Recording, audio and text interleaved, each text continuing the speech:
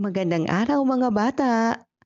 Para sa ating unang araw, pagiging aktibo at responsableng miyembro ng pamilya. Ano ang ginagawa ng bata?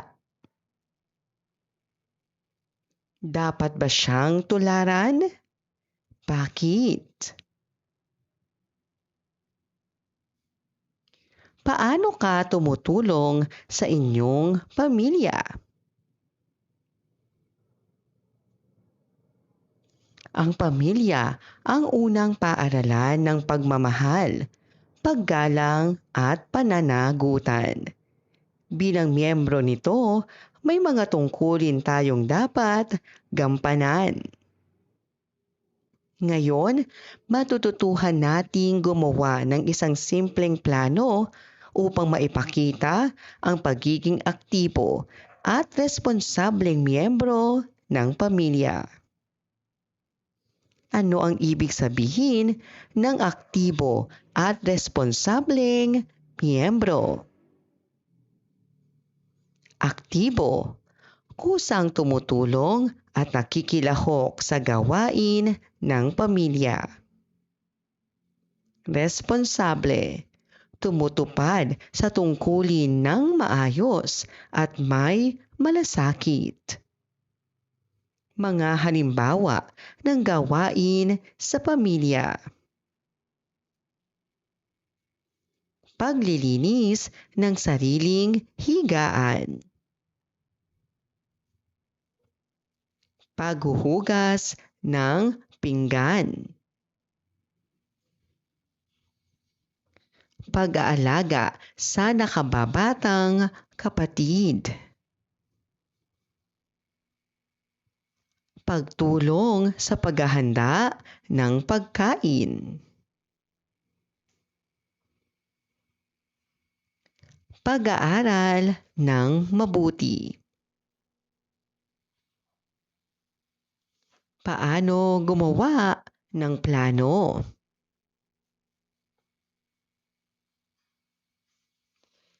Ang plano ay dapat may layunin. Ano ang gusto mong gawin? Gawain. Ano ang eksaktong gagawin mo? Oras, kailan mo ito gagawin? Paraan, paano mo ito gagawin? Halimbawa,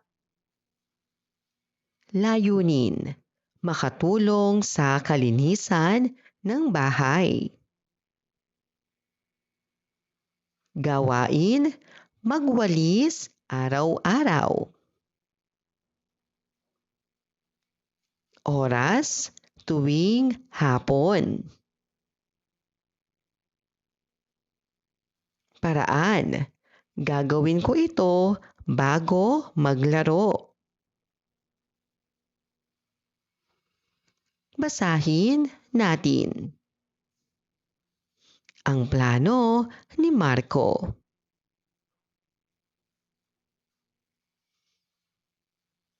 Napansin ni Marco na laging pagod ang kanyang nanay sa gawaing bahay. Naisip niyang tumulong ng mas madalas. Gumawa siya ng plano, magliligpit ng higaan tuwing umaga at maghuhugas ng pinggan tuwing gabi. Ipinakita niya ang kanyang plano sa pamilya. Tuwang-tuwa ang kanyang mga magulang at pinuri siya sa pagiging responsable. Ano ang napansin ni Marco? Ano ang ginawa niya upang makatulong. Ano ang nilalaman ng kanyang plano? Ano ang naging reaksyon ng kanyang pamilya?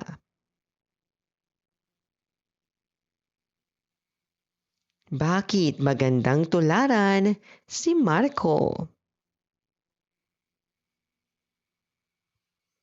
Ang pagiging aktibo at responsableng miyembro ng pamilya ay nagpapakita ng pagmamahal at malasakit.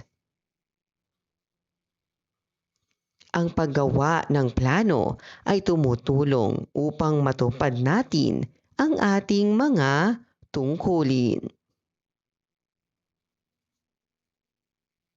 Gawin natin.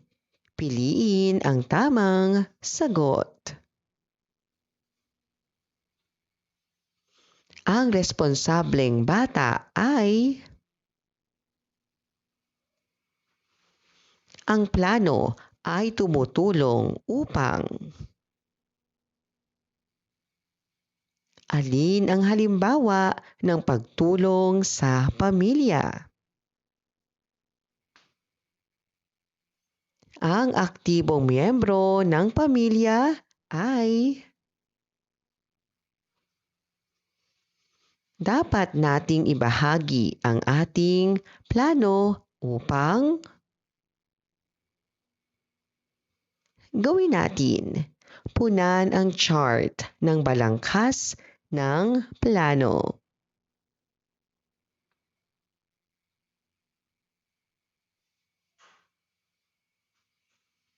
Ikalawang araw, pagiging aktibo at responsableng mag-aaral.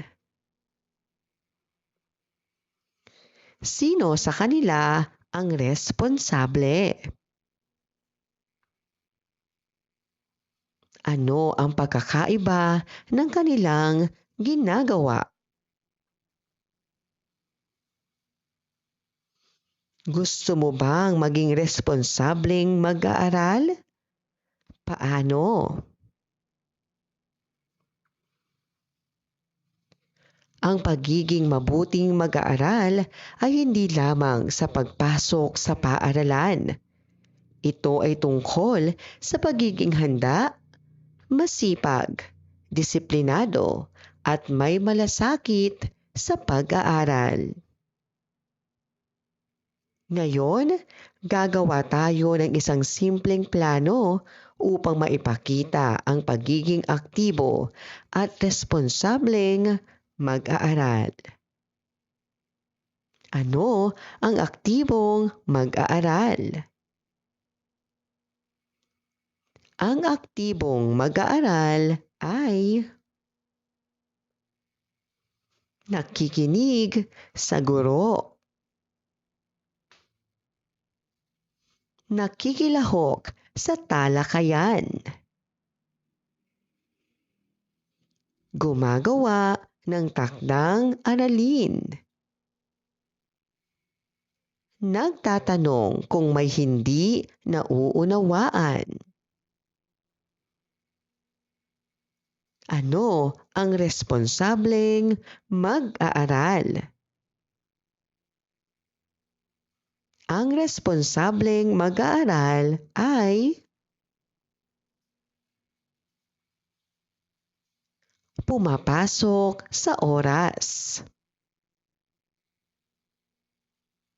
Inaalagaan ang gamit. Sumusunod sa alituntunin. Nirerespeto ang guro at kaklase.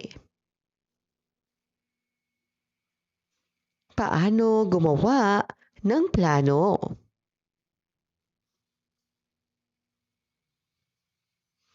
Ang plano ay dapat may layunin. Ano ang gusto mong gawin? Gawain. Ano ang eksaktong gagawin mo? Oras, kailan mo ito gagawin? Paraan, paano mo ito gagawin? Halimbawa, layunin, maging masipag sa pag-aaral. Gawain, gagawin ang takdang aralin araw-araw. Oras, pagkatapos ng klase. Paraan, uunahin ang aralin bago maglaro. Ang pagiging aktibo at responsableng mag-aaral ay nagpapakita ng disiplina at malasakit sa pag-aaral. Ang paggawa ng plano ay tumutulong upang matupad natin ang ating tungkulin sa paaralan. Gawin natin. Piliin ang tamang sagot. Ang responsableng mag-aaral ay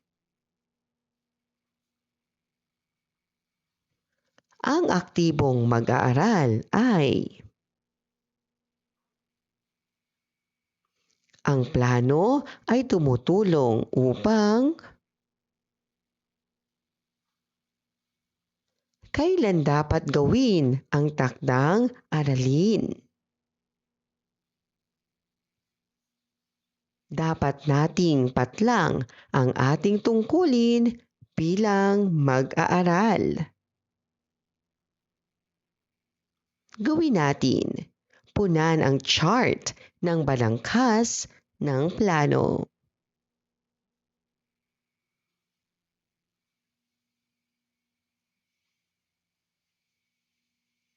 Ikatlong araw. Pagiging aktibo at responsableng batang mamamayan. Ano ang pagkakaiba ng dalawang grupo? Sino ang nagpapakita ng pagiging responsableng mamamayan? Ano ang maaari mong gawin para sa inyong bayan? Ang pagiging mabuting mamamayan ay hindi lamang para sa matatanda. Kahit tayo ay bata pa, may magagawa tayo para sa ating bayan, lungsod, lalawigan o rehiyon. Ngayon, matututuhan nating gumawa ng plano upang maging aktibo at responsableng batang mamamayan. Sino ang batang mamamayan? Ang batang mamamayan ay bahagi ng komunidad. May karapatan at tungkulin. May responsibilidad sa kapaligiran at kapwa. Mga halimbawa ng gawain ng responsableng batang mamamayan. Pagtatapon ng basura sa tamang lalagyan. Pagtatanim ng halaman. Pagsunod sa batas trapiko.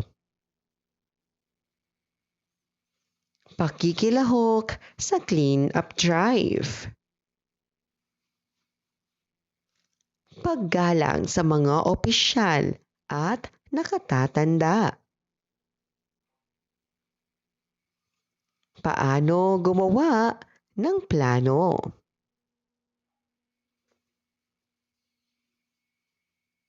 Ang plano ay dapat may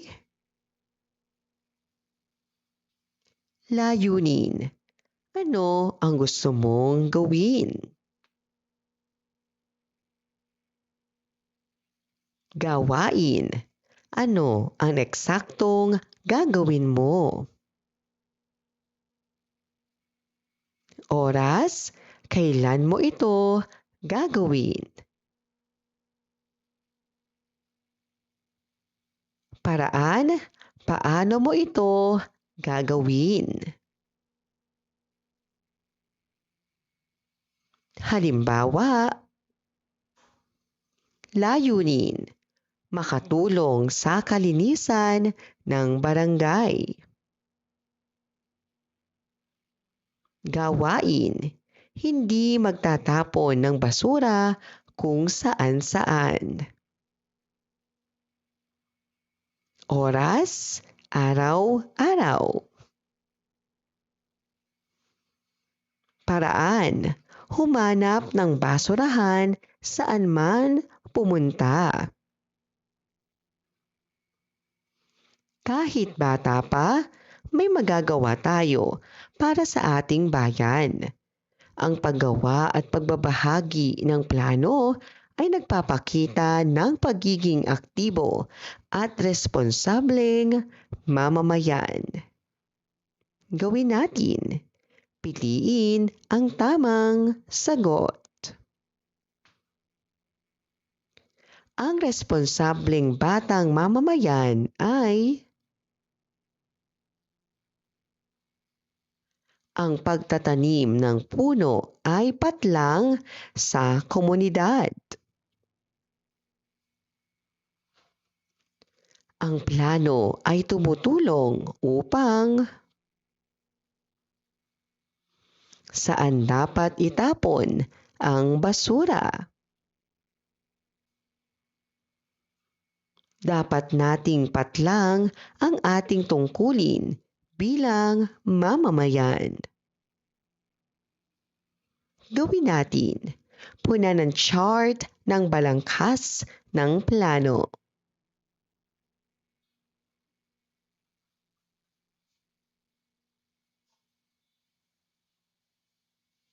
Ika-4 na araw. Pagiging aktibo at responsableng batang Pilipino. Ano ang ginagawa ng mga bata? Paano nila ipinapakita ang pagiging mabuting Pilipino? Ano ang maaari mong gawin bilang batang Pilipino? Bilang Pilipino, kahit bata pa tayo, may tungkulin tayong dapat gampanan para sa ating bansa. Ngayon, gagawa tayo ng isang plano upang maipakita ang pagiging aktibo at responsableng batang Pilipino. Ano ang aktibong batang Pilipino? Ang aktibong batang Pilipino ay nakikilahok sa mga gawain sa paaralan at komunidad. Nakikiisa sa mga programa para sa bayan. Nagpapakita ng pagmamahal sa kultura at tradisyon. Ano ang responsableng batang Pilipino? Ang responsableng batang Pilipino ay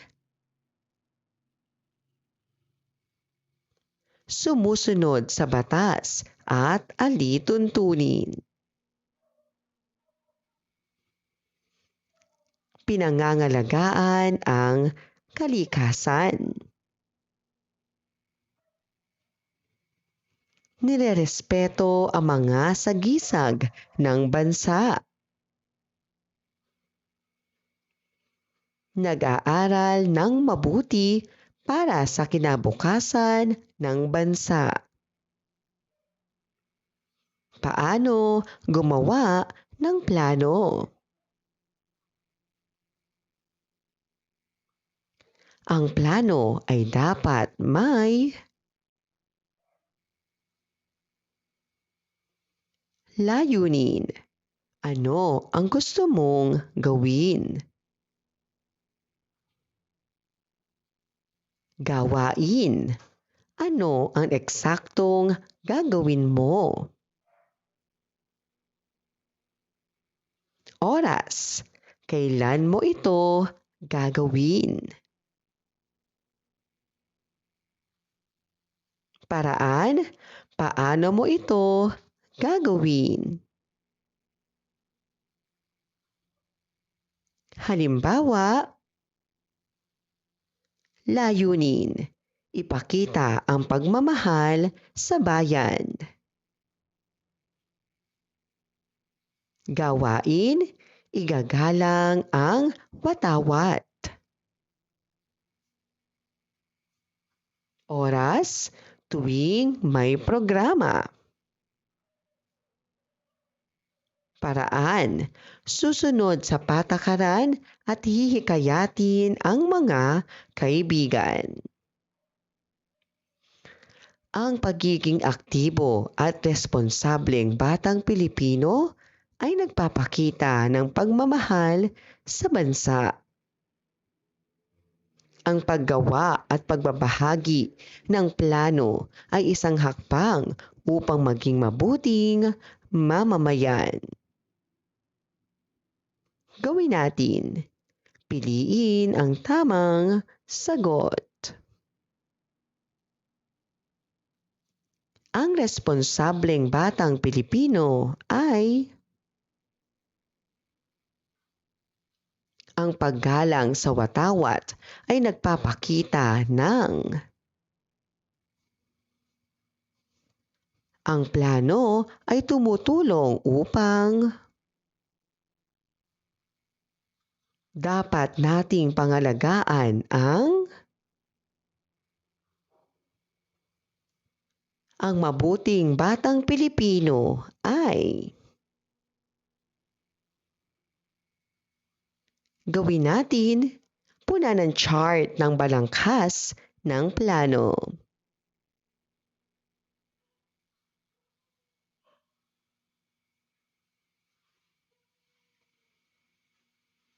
Maraming salamat po sa inyong panonood at pakikinig. Hanggang sa muling pag-aaral ng asignaturang makabansa. Paalam!